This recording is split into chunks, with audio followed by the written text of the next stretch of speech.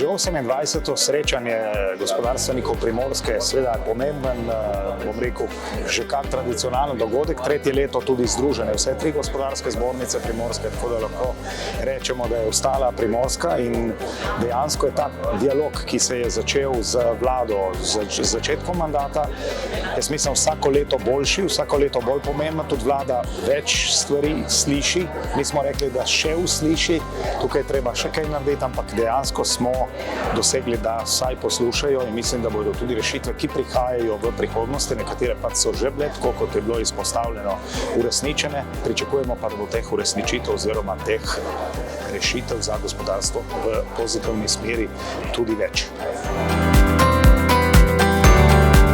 Prvič menim, da je to sodelovanje treh regionalnih zbornic ena velika prednost.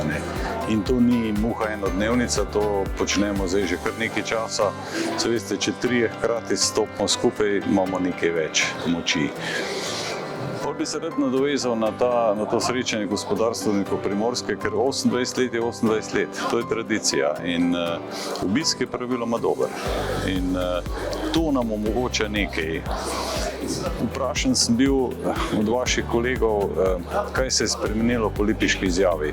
Ne veliko. Ena stvar pa, vlada se je začela bolj pogovarjati z gospodarstvom. Mislim, da je ravno to tudi ena od tistih stvari. Bolj, ko se vzamemo skupaj, lažje se pogovarjamo. Brez pogovora pa ni napredka. Ne, da so pomembni, super pomembni so taki dogodki, premalih je, predvsem zaradi tega, ker smo se izrazito odkrito pogovarjali. In verjamem, da tukaj so ljudje podobno misleči, ljudje, ki razumejo, da je treba nekaj dati za to, da nekaj dobiš.